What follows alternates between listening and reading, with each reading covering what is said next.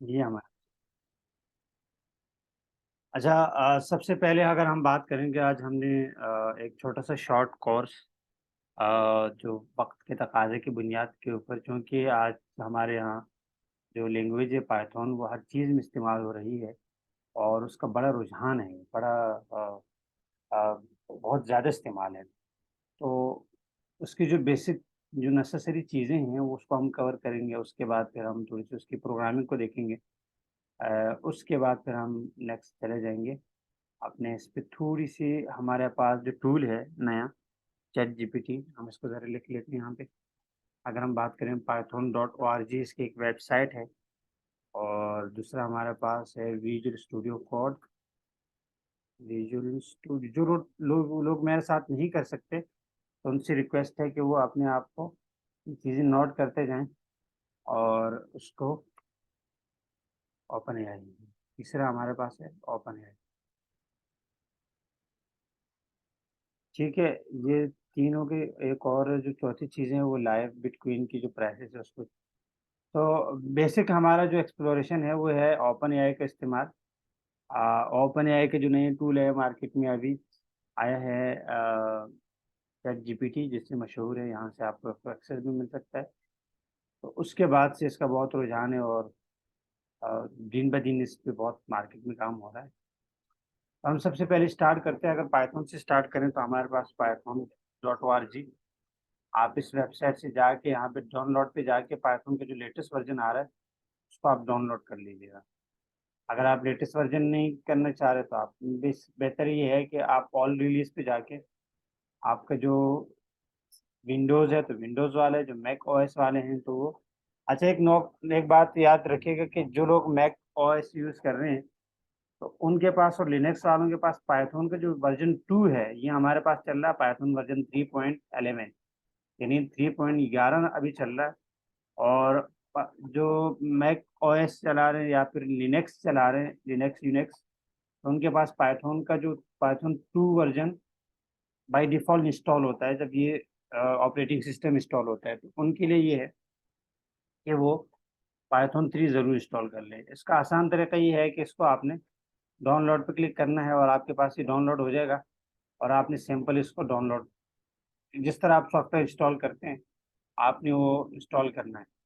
अगर आपको software install करना नहीं आता सिस्टम में तो थोड़ा-सा उसको गूगल कर लीजिएगा और सीख लीजिएगा कि हम सॉफ्टवेयर कैसे इंस्टॉल करते हैं, तो ये आपके पास दूसरा नंबर पे हमारे पास है विजुअल स्टूडियो कोड। इस पे भी आप क्लिक करेंगे सिंपल तो आपके पास यहाँ पे आ जाएगा आपके पास डाउनलोड सिंपल आप इस पे क्लिक करेंगे, तो आपके पास डाउनलोड हो जाएगा। अगर आपका कोई और वर्ज़न है तो आप उसके अकॉर्डिंग विंडोज़ है, लिनक्स है, तो उस पे आप इसको डाउनलोड कर लीजिएगा।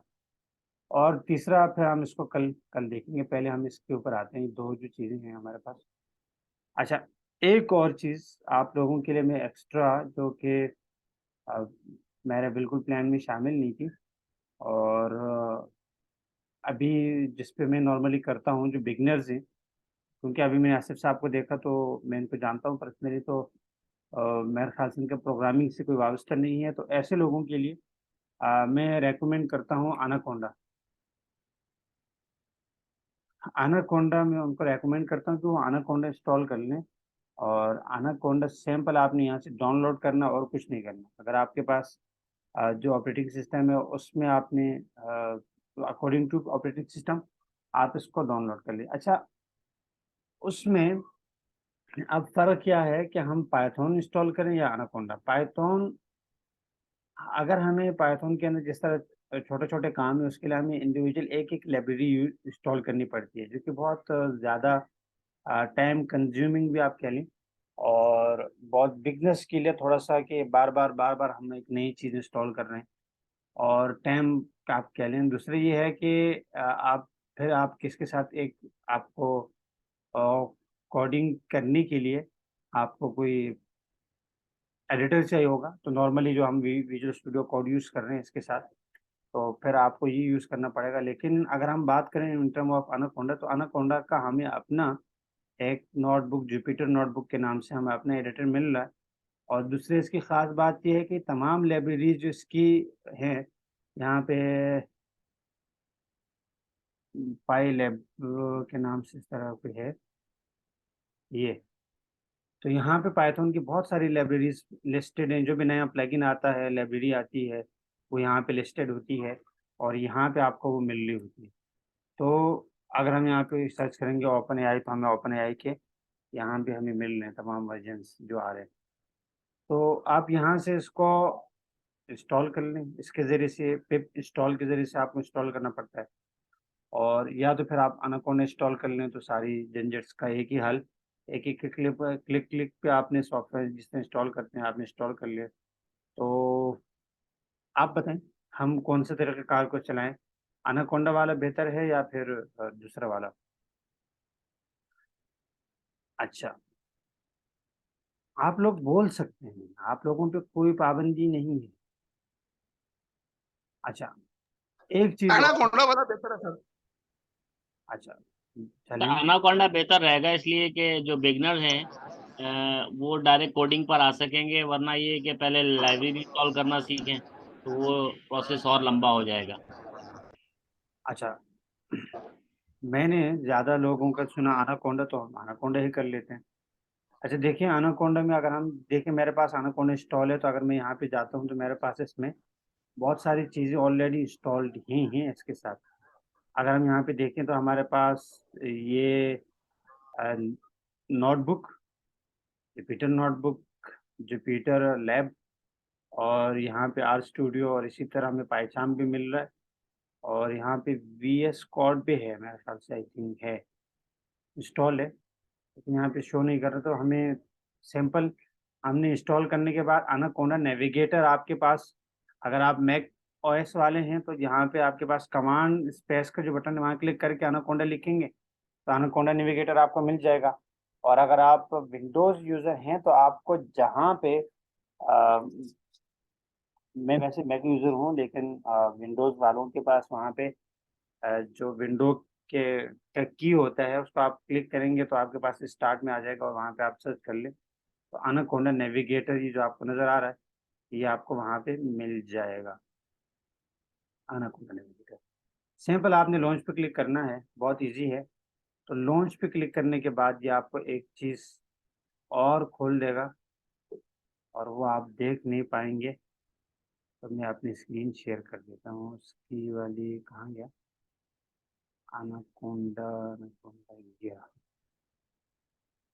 अब आपको नज़र आएगा।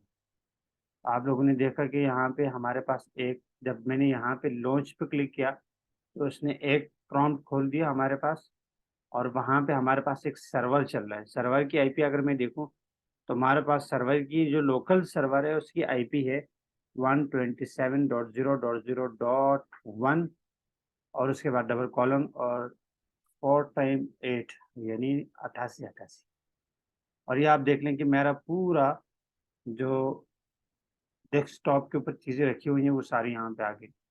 एप्लीकेशन बूट कैम्प डेस्कटॉप सारी, मैं डेस्कटॉप पे चले जाता हूँ, सारी चीज़ें यहाँ पे मेरे पास मौजूद है। मेरे इसमें मैं यहाँ पे रख लेता हूँ पाइथन क्लास, और बल्कि काम कर लेता हूँ, मैं यहाँ पे आता हूँ और एक नया फ़ोल्डर बना लेता हूँ। मैंने फ़ोल्डर बनाया यहाँ पे, और इसमें बाय डिफ़ॉल्ट अनटाइटल के नाम से एक फ़ोल्डर बनाया। मैं इस पे अगर जाता हूँ तो इसका नाम भी चेंज कर सकता हूँ, लेकिन अभी मैं इसी डेस्कटॉप अनटाइटल फ़ोल्डर के अंदर गया। इसका नाम पहले चेंज कर लें, रीनेम पाइथन विद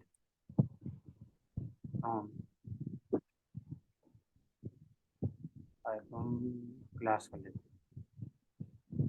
और इसमें हम अपनी ये आगे पाइथन क्लास, और यहाँ पे मैं एक फ़ाइल बना लेता हूँ। मेरे पास सैंपल 2 3 4 क्लिक पे मैंने पूरा इन्वायरमेंट बना लिया और मुझे कुछ एक्स्ट्रा नहीं करना पड़ा।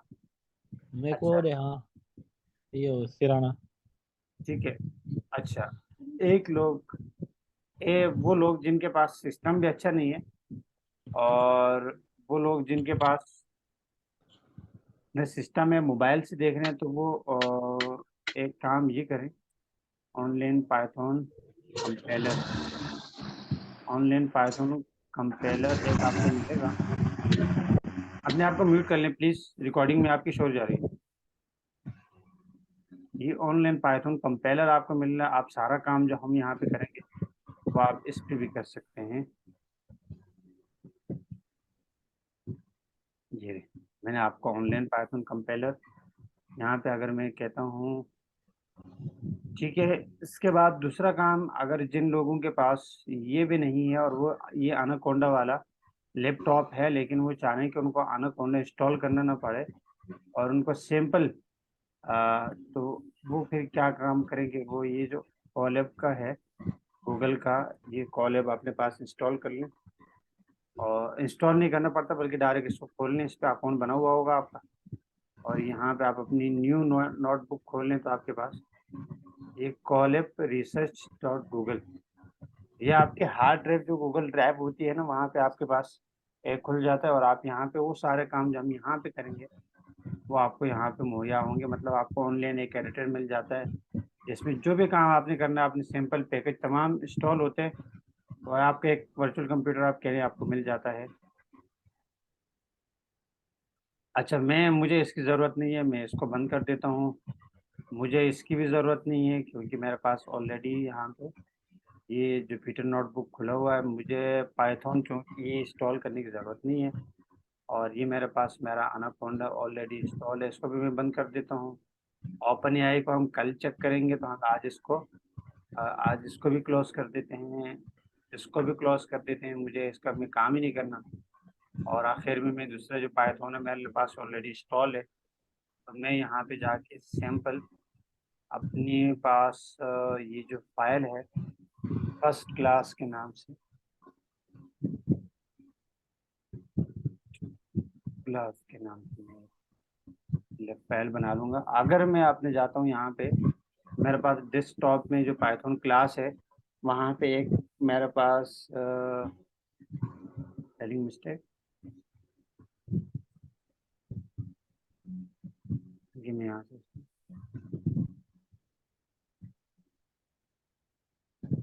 ठीक है भाई।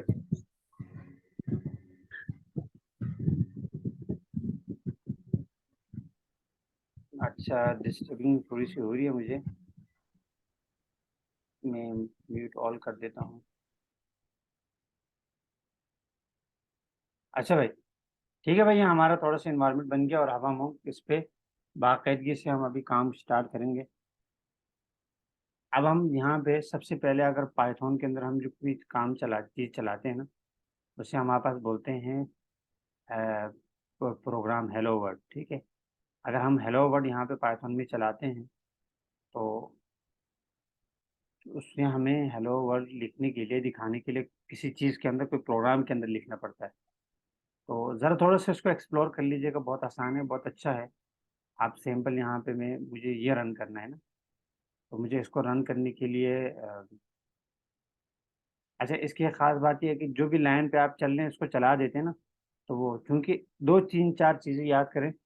यहाँ पे अगर हम जाएँ, डिजिटल मौलवी मेरे पास एक वेबसाइट है और जो कि मेरी ही है, और इसमें आप जाके यहाँ पे ब्लॉगिंग में जाके ना, ब्लॉग में, तो आप बेसिक मेरे ब्लॉग्स पाइथन के बारे में पढ़ सकते हैं, जिसमें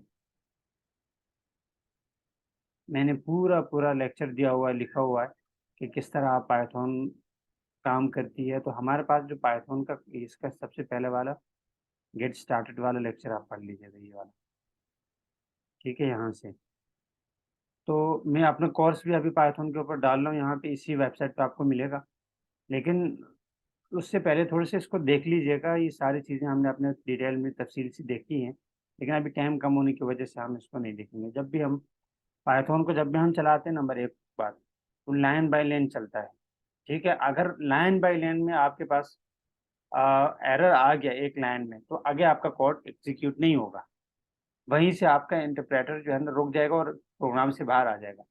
दोबारा आप चलाएंगे, वो दोबारा जाएगा वहाँ पर, और उसका जब तक आपके पास प्रोग्राम में इशू आएगा, तो वो फिर आपके वहाँ से आगे कोड नहीं चलाएगा और वो आपको एरर जनरेट करके दे देगा और आप बाहर आ जाएगा। ऐसा ही ना, जो PIC वाले लोग हैं या जिनको प्रोग्रामिंग आती है पाइथन, तो दूसरी बात, बहुत सारी लैंग्वेजेस ऐसी होती हैं कि उनमें जब हम प्रोग्राम चलाते हैं तो पूरा प्रोग्राम चलने के बाद ही वो एरर दिखाती है। तो वो रिकमेंडेड नहीं होती। उसकी वजह ये होती है कि आपने प्रोग्राम चलाया और आपने जब आखिर में पूरा प्रोग्राम चल गया, अब आप उसने उसको आपको एरर दिखाया। अब आपने एरर को डिबग किया। तो पाइथन के अंदर ऐसा नहीं है। पाइथन में आपके एक चीज़ मसलन यहाँ पे आपने डॉट देना है और आपने या आपकी जो न्यू लाइन है वो यहाँ से स्टार्ट होनी है और आपने यहाँ से स्टार्ट कर दी, तो पाइथन में आपके पास एरर आ सकता है। आपका कोड एग्ज़ीक्यूट नहीं होगा। इन चीज़ों को ख़्याल रखना है। सबसे पहले हम यहाँ पे अपने पास पाइथन में चलाने के लिए हम क्या करते हैं, हमारे पास एक फ़ंक्शन है और प्रिंट के नाम से। प्रिंट का नाम का एक फ़ंक्शन है और हम इस फ़ंक्शन को अपने पास चलाते हैं सबसे पहले। इसमें हम ये वाला जो कोड है हम इसको रन करते हैं, ठीक है? अच्छा, चूँकि हमारे पास जो लोग प्रोग्रामर है स्ट्रिंग है, तो स्ट्रिंग को हम चलाने के लिए अपने पास यहाँ पे डबल कोट्स या सिंगल कोट, सिंगल ये होता है और डबल ये होता है, ठीक है?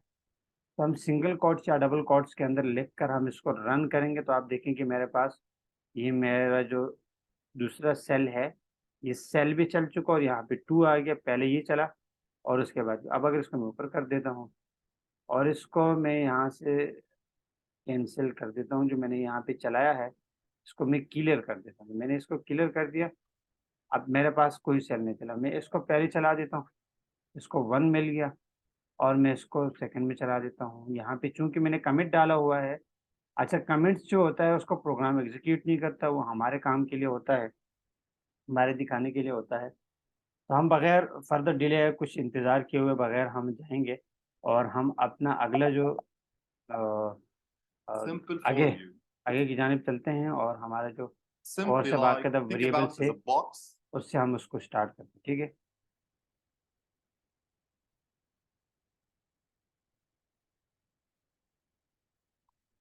अच्छा। अच्छा, हमारे पास सबसे पहले प्रोग्रामिंग के अंदर देखो, हमारे पास प्रोग्राम जब चलता है या हम डेटा किसी यूज़र से लेते हैं या वो डेटा आगे पास करते हैं, तो वो किसी एक बॉक्स के अंदर हमने लेट्स सपोज़ अगर हम बात करें, हम आपने अगर मार्केट से हमें मोबाइल लेना है, तो वो मोबाइल हमें जब मिलता है तो किसी बॉक्स में मिलता है।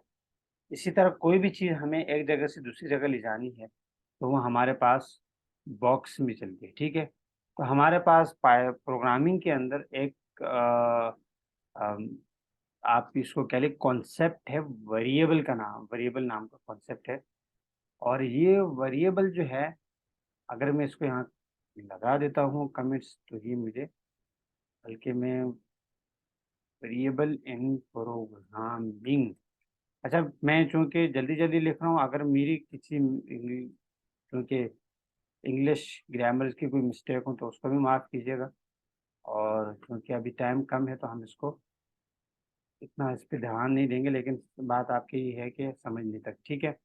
मैंने कहा कि माई फर्स्ट,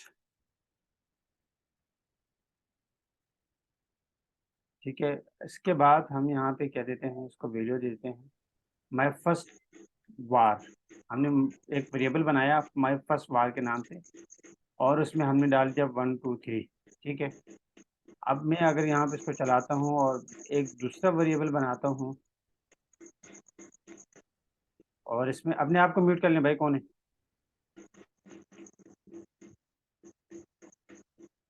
सेकंड वार और इसमें मैं रख देता हूँ 1 2 3 4 5 6, ठीक है? ये हमारे पास दूसरा वेरिएबल बन गया। अब अगर मैं इसको यहाँ पे जो हमारा माय फर्स्ट वार, अच्छा अब ये होता क्या है? आप थोड़ा-सा हम समझ लें वेरिएबल क्या होता है। हमारे पास आप यूँ समझ लें कि आपने एक जगह से दूसरा जगह कोई चीज़ ट्रांसफ़र करनी है, कोई चीज़ सामान एक जगह से दूसरी जगह ट्रांसफ़र करनी है, तो वो एक कंटेनर के अंदर जाता है। अब वो जो कंटेनर हमारा होता है ना, वो कंटेनर आप समझ लें कि एक वेरिएबल होता है जिसमें हम आर्ज़ी डेटा रखते हैं। अब यहाँ पे ज़ाहिर बात है कि यहाँ पे टीचेबल तो कुछ नहीं है, टच तो हम नहीं कर सकते। हाँ, ये सारा जो है ना सिर्फ़ सॉफ्टवेयर बेस है ना, तो सॉफ्टवेयर बेस के इसमें हमारे पास जो डेटा हम लेते हैं यूज़र से, उसको डेटाबेस में हमारे जो अहम मकाम है वो डेटाबेस है। उसमें भेजने के लिए हमें दरमियान में जो चीज़ जो रेफ़रेंस रखना पड़ता है, वो हमें रखना पड़ता है वेरिएबल के अंदर, डेटा आर्ज़ी तौर पे हम स्टोर करते हैं।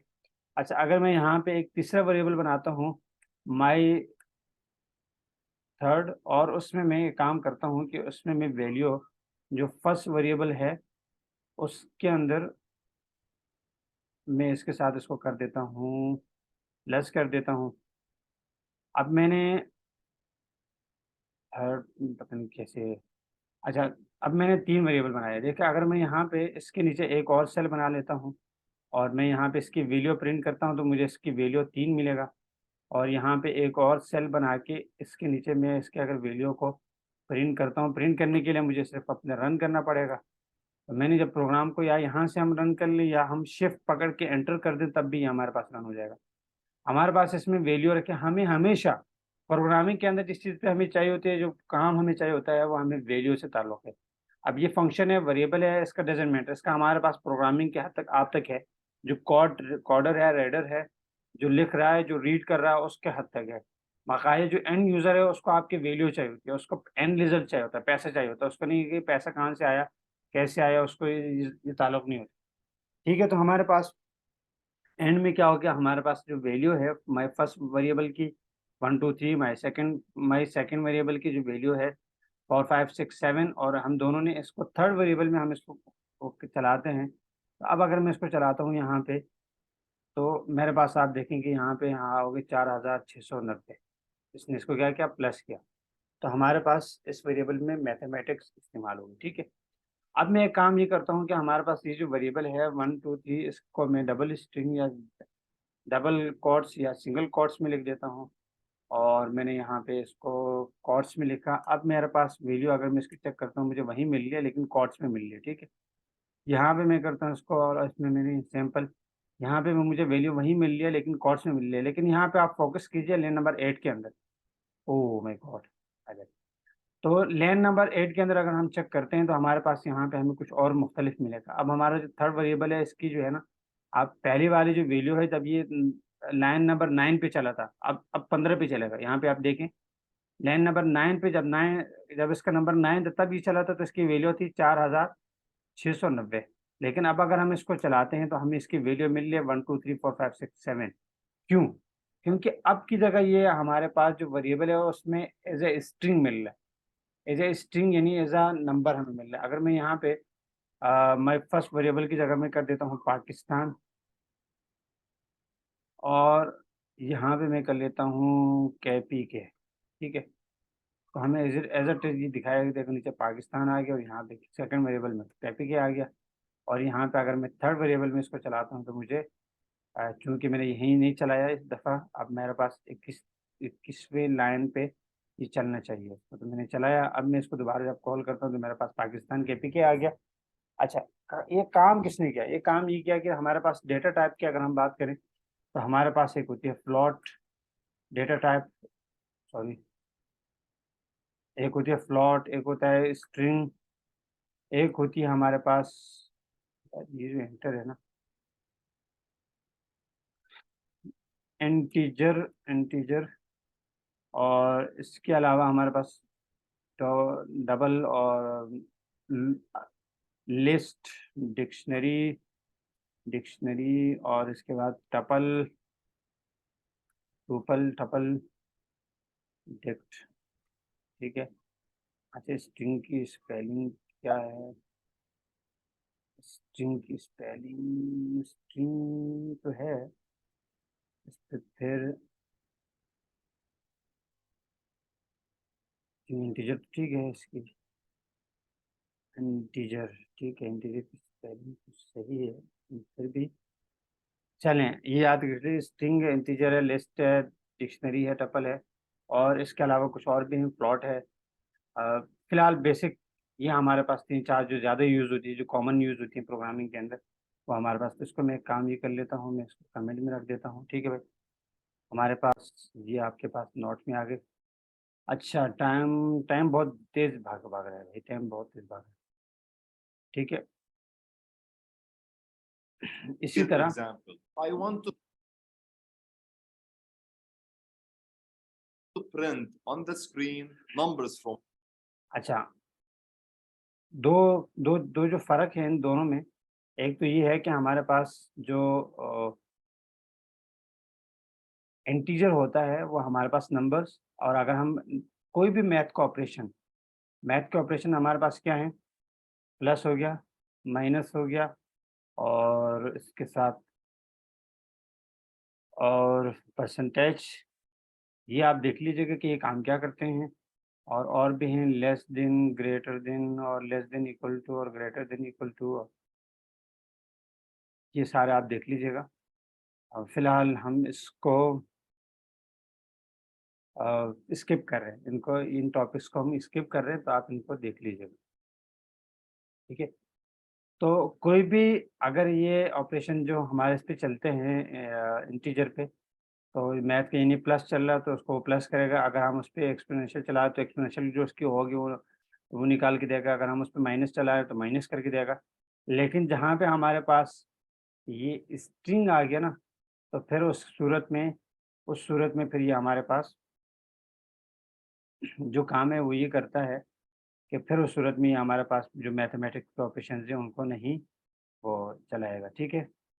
नेक्स्ट काम, अब मुझे अगर यहाँ पे बहुत सारे नंबर प्रिंट करवाने हैं, लेट्स सपोज मुझे 1 से लेकर 10 तक नंबर प्रिंट करवाने हैं, तो मैं क्या करूँगा, आम तौर पे हम क्या करते हैं, हम यहाँ पे 10 वेरिएबल बनाएँगे, और मैं यहाँ पे वेरिएबल बनाता हूँ, वेरिएबल वेरिएबल वेरिएबल 1, और इसमें मैं 1 रख देता हूँ, और इसी तरह वेरिएबल 2, वेरिएबल 3 इसमें मैं 2 रख देता हूँ। अच्छा, एक बात याद रखिएगा कि अभी हमारे पास 5 मिनट रहते हैं, अगर हमारी जैसे मीटिंग ख़त्म हो, तो आप दोबारा इसी लिंक के ऊपर जॉइन कर लीजिएगा, ताकि हम इसको जो आज का जो टॉपिक्स हैं हम उनको कवर कर लें। और इसको आप अपने पास ये जो चैट है ना, इसको आप सेव करते रहिएगा, ताकि आपके पास ये चीज़ें महफूज़ हों, ठीक है। हम यहाँ पे वेरिएबल पे पहुँच चुके हैं, अब हम लिस्ट पे जा रहे हैं, ठीक है। अगर मुझे 10 दफ़ा 10 नंबर मुझे प्रिंट करवाने हैं, तो मैं क्या करूँगा, मैं 1 इसको 1, और यहाँ पे अगर मैं प्रिंट में रखता हूँ हमारे पास। अच्छा, एक और चीज़, जब प्रिंट में हम कोई वेरिएबल रखते हैं ना, तो वहाँ हमें क्वोट्स में नहीं डालना पड़ता। अगर मुझे सिर्फ सिंपल यहाँ पे लिखना है enter your name, enter your name, देखो मुझे यहाँ पे क्वोट्स में रखना पड़ा, लेकिन अगर इसकी जगह मुझे कोई वेरिएबल रखना है तो मुझे क्वोट्स में नहीं रखना पड़ेगा, ठीक है। उसने 1 दे दिया। अब अगर इसमें मैं दूसरा वेरिएबल पास करता हूँ जिसमें 2 है, तो 2 में मुझे, ठीक है, मुझे 2 देना पड़ेगा। तो इसी तरह हमें बार-बार वेरिएबल्स बनाते हमारे पास, मतलब कि हम तो थक जाएँगे। तो दूसरा इसका सॉल्यूशन क्या है? तो पाइथन के अंदर अगर हम इसमें जो एक और फंक्शन है हमारे पास जो लेट्स सपोज़ मुझे अगर 10 दफ़ा वो करना है, मुझे नंबर पास करने हैं, तो हमारे पास एक फंक्शन आप कह लें उसको, वो ये इस्तेमाल होता है रेंज, ठीक है।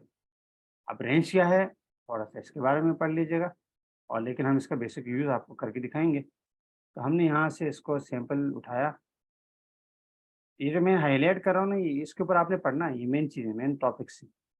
तो मुझे अगर यहाँ पे प्रिंट करवाना है 1 से लेकर 10 तक, बल्कि इससे पहले एक चीज़ और पढ़ लेते हैं, लिस्ट को हम पढ़ लेते हैं, ताकि फिर आपके पास उलझन ना हो ना, क्योंकि अच्छा, मुझे लेट्स सपोज़ मुझे पाइथन के अंदर रेंज को फिलहाल हम भूल जाते हैं, तो मैं यहाँ से डिलीट कर देता हूँ, मैं लिस्ट लिस्ट पे आ जाता हूँ, ठीक है। अब लिस्ट हमारे पास क्या होता है, लिस्ट हमारे पास सिंपल जो वेरिएबल है, वेरिएबल का एक एडवांस वर्ज़न है। लेट्स सपोज़ मुझे 10 तक नंबर प्रिंट करवाना था, तो मैंने एक वेरिएबल बनाया, वेरिएबल नाम 1, वेरिएबल 2, वेरिएबल 3, वेरिएबल 4, वेरिएबल 5, 6, 7, 8, 9, 10, 10 दफ़ा, और मुझे उनको 10 दफ़ा ही प्रिंट करवाना है, प्रिंट किया। तो बार-बार मुझे वेरिएबल बनाना है, उसके अंदर वैल्यू डालना है, तो ये हमारे पास जो हमारे कंप्यूट में जो मेमोरी ले रहा है, जो जगह ले रहा है, वो भी है, और दूसरा टाइम कंज्यूमिंग है। आपका जो टाइम है कोड लिखने में, फिर उसको टेस्ट करने में, फिर अगर आपके पास आपको टेस्टर चलता है, तो वो टेस्टर जो है ना, जो आपका कोड को टेस्ट करेगा, तो वो भी टाइम, आपका कोड भी एफिशिएंट नहीं होगा, आपका टाइम कंज्यूमिंग होगा। तो इस दूसरी चीज़ जो पाइथन के अंदर कहलाती है, वो है लिस्ट है, और आम प्रोग्रामिंग के अंदर कहलाती है अरे। अगर आप किसी और टॉपिक से हैं, किसी और प्रोग्रामिंग बैकग्राउंड से हैं, तो आप परेशान मत होइएगा, अरे और लिस्ट दोनों एक जैसे। पहले हम इसकी थ्योरी समझ लेते हैं 1 मिनट में। हमारे पास सबसे पहले उसका नाम आता है, ये अपने पास आप नोट कर लीजिएगा। मैंने अपने एक स्टूडेंट को बताया कि name plus assignment operator plus ये, तो अब वो हर जगह जब भी लिस्ट बनाता तो वही लिखता था। नहीं, ये आपको थ्योरी है। ये थ्योरी नेम के बाद असाइनमेंट ऑपरेटर और उसके बाद उसके 2 जो हमारे पास स्क्वायर ब्रैकेट्स के अंदर हम लिस्ट आती हैं। इसके अंदर जो वैल्यू होती है ना, वो वैल्यू होती है कॉमा सेपरेटेड।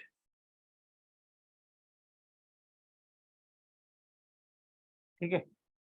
अच्छा 9 हो गए हमारे पास और 10 हो गए। ठीक है? अब अगर मैं इस नेम को रन करता हूँ ना, अच्छा एक और चीज़ जो मैं ऊपर भूल गया आपको बताना, हमारे पास वेरिएबल जो होते हैं ना, जो वेरिएबल हम डिक्लेयर करते हैं, तो वेरिएबल के कुछ रूल्स हैं। अगर वो रूल्स आपने मज़ीद पढ़ने हैं तो आप जाके डिजिटल मॉडल के ऊपर वेरिएबल के रूल्स पढ़ लें कि किस तरह के हम वेरिएबल बना सकते हैं, किस तरह के वेरिएबल नहीं बना सकते हैं। और इसमें ख़ास तौर पे हमारे पास ये जो मैथमेटिक्स ऑपरेशन, ये नंबर से स्टार्ट नहीं होना चाहिए, कोई कंडीशन से स्टार्ट नहीं होना चाहिए, कोई पाइथन का कीवर्ड जिस तरह प्रिंट है, प्रिंट के नाम से हम वेरिएबल नहीं बना सकते। ये सारे इंटीजर लिस्ट डिक्शनरी है, इसके नाम से हम वेरिएबल नहीं बना सकते। लेकिन बकाया हम कोई भी इंटीजर अंडरस्कोर शुरू में लगा सकते हैं, यहाँ पे शुरू में बस, और कोई ऐसा ऑपरेटर हम ऐसे नहीं लगा सकते। ठीक है? हम ऐसे वेरिएबल का नाम नहीं बना सकते। इसी तरह हम वो जो वेरिएबल का नाम बनता है, इसी तरह हमारे पास लिस्ट में बनता है। अब मेरे पास एक लिस्ट है 10 नंबर की, और मैंने यहाँ पे इसको अगर प्रिंट किया तो मेरे पास यहाँ से 1 से लेकर 10 तक नंबर्स मेरे पास प्रिंट होगी। ठीक है? मेरे ख्याल से हमारी क्लास टाइम ख़त्म हो गया, तो हम इसको दोबारा इसी लिंक पे जॉइन कर लें अगर अभी बंद होता है, और हम फिर आगे यहाँ से आगे चलते हैं। कोई सवाल है तो पूछ लें।